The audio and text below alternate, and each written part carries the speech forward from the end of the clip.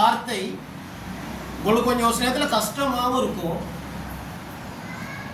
ஆனால் கடவுள் ஆவியானவர் பேசுறத நீங்க செஞ்சு தான் ஆகணும். ஆமென். எத்தனை பேர் ஆமென் சொல்றீங்க? ஆமென். ஏன்னா இயேசு கிறிஸ்து வந்து நமக்காக நாங்க செய்ய வேண்டிய சகல காரியத்தை அவர் செய்து முடிஞ்சிட்டார். ஏன்னா நீங்களும் நானும் செய்த பாவத்துக்காக, நீங்களும் நானும் செய்த அநியாயத்துக்காக, நீங்களும் நானும் செய்த அக்கிரமத்துக்காக, நீங்களும் நானும் சிந்தித்த பாவங்களுக்காக, செய்த பாவங்களுக்காக, செய்ய போகிற பாவங்களுக்காக, முழு உலகத்தில் இருக்கிற 8 பில்லியன் ஜனங்கள் இருக்கிறாங்க. 8 பில்லியன் ஜனங்களுடைய சகல பாவங்களுக்காகவும் அவர் சகலவற்றையும் செய்து முடிக்கிறார். ஆனா இன்றைக்கு இயேசு எங்களிடத்தில் எதிர்பார்ப்பது என்னன்னு கேட்டா, அவர் எதிர்பார்க்கிறத நீங்களும் நானும் இந்த பூமியில செய்யணுங்கிறத அவர் எதிர்பார்க்கிறார். மனுஷர்கள் எதிர்பார்க்கிறது அல்ல, எங்களுடைய ஃப்ரெண்ட்ஸ்மார்கள் எதிர்பார்க்கிறது அல்ல, எங்களுடைய ரிலேஷன் சொந்தக்காரர்கள் எதிர்பார்க்கிறது அல்ல, எங்களோடு இருக்கிறவர்கள் எதிர்பார்க்கிறது அல்ல, எங்களுடைய ஃபேமிலியில இருக்கிறவர்கள் எதிர்பார்க்கிறது அல்ல.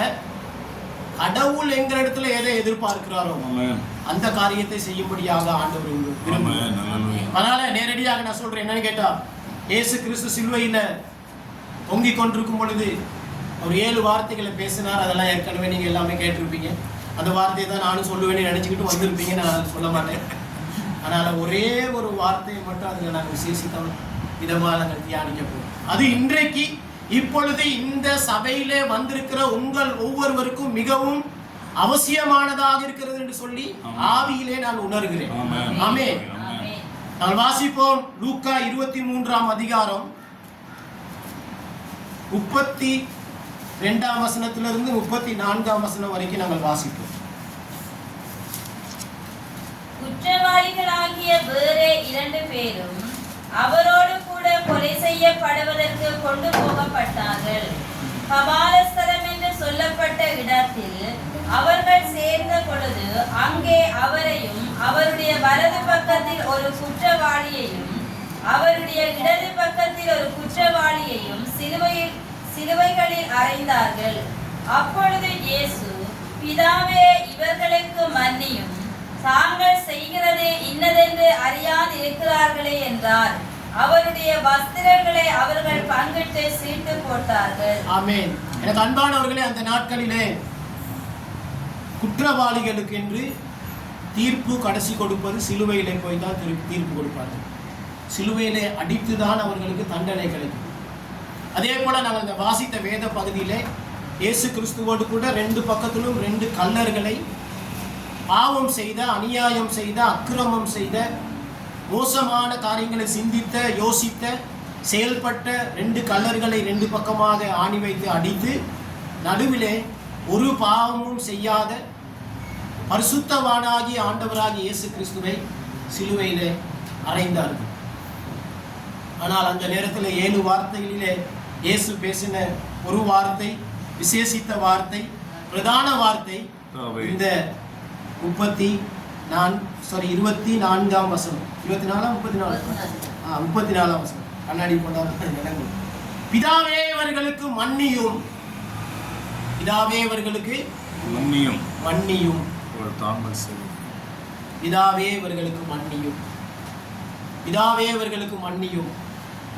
இயேசு கிறிஸ்து இன்றைக்கு இந்த இடத்துல அமர்ந்திருக்கிற உங்கள் ஒவ்வொருடைய வாழ்க்கையிலும் எதிர்பார்ப்பது, நீங்கள் மற்றவர்களை மன்னிக்க வேண்டும். மன்னிப்பு தான் இன்னைக்கு பிரசங்கம். ஆமென். நீங்கள் மற்றவர்களை மன்னிக்க வேண்டும். முதலாவது கர்த்தருடைய தாசனை, கர்த்தருடைய மனுஷனை மன்னிக்க வேண்டும். கர்த்தருடைய பிள்ளைகளோடு நீங்கள் ஏதாவது மனஸ்தாபப்பட்டிருப்பீர்கள் என்று சொன்னால், அவர்களோடு கோபப்பட்டிருப்பீர்கள் என்று சொன்னால், அவர்களுக்கு விரோதமாக பேசியிருப்பீர்கள் என்று சொன்னால், அவர்களை இன்றைக்கு மன்னிக்கும்படியா, இன்றைக்கு மட்டுமல்ல, தொடர்ந்து வாழ்நாள் முழுக்க பரலோகம் போற வரைக்கும் அவர்களை மன்னிக்க வேண்டும். என்னுடைய வாழ்க்கையில நான் ஓப்பனா சொல்றேன், யாரோடையும் உலகத்துல யாரோடையும் எனக்கு கோபமே கிடையாது. வீட்டிலையும் சொல்லுவாங்க, இவர் வித்தியாசமான ஒரு ஆள், வீட்டிலையும் பாஸ்டராக தான் இருப்பாங்க தான் என் வைஃப்லாம் சொல்லுவாங்க. ஏன்னா நான் அடிக்கடி விரும்புறது என்னன்னா, பரலோகம் போகணும். எல்லா காரியங்களையும் செய்து ஊழியமும் செஞ்சு கடைசி நேரத்தில் பரலோகம் போக இல்லாமல் உன்னை நான் அறியேன்னு ஆண்டவர் சொல்லிட்டாருன்னா, அது மாதிரி மிக்க கேடு கேவலம் வேறு ஒன்றுமே இல்லை. ஏன்னா என்னுடைய பாவம் செஞ்சு அழிஞ்சுக்கிட்டு இருக்கிற இதுவரைக்கும் இருந்த ஃப்ரெண்ட்ஸ்மார்களும் போவாங்க அதே இடத்துக்கு தான். என்னுடைய ரிலேஷன்ஸ் சொல்லி சொல்லி கேட்காம நல்லா தண்ணி பாட்டியெல்லாம் போட்டு எல்லா வேலையும் செஞ்சவொன்னு அங்கே தான் வருவான். நானும் 35 வருஷம் ஊழியம் செஞ்சு அங்கே போகிறேன்னா அது மாதிரி கேவலமான வேலை வேற ஒன்றுமே இல்லை. சரியா? அது நினைச்சா அவங்களுக்கு சிரிப்பு வருது இல்லையா? அதனால அந்த சப்ஜெக்டை வந்து நம்ம மறந்துடும். நம்ம யோசிக்கணும் என்னன்னு கேட்டா, இருக்கிற வரைக்கும் ஆண்டவர் நமக்கு என்னத்தை சொல்றாரோ, ஆவியானவர் நமக்கு எதை சொல்றாரோ அதன்படி நம்ம வாழ்க்கையை வாழ்ந்துட்டோம்னா ஆண்டவரோடு போயிட்டு சந்தோஷமா இருக்கலாம். அவரோடு திரும்ப வந்து 1000 வருடம் அரசாட்சியிலையும் நம்ம பங்குதாரர்களா பெரிய பெரிய பொசிஷன்ல இருக்கலாம். நீங்களாம் சொல்ல ஜனாதிபதியா கூட இருப்பீங்க இந்த 1000 வருட அரசாட்சி. அப்படிப்பட்ட சந்தர்ப்பங்கள் எல்லாம் ஆண்டவர் வைத்திருக்கிறார்.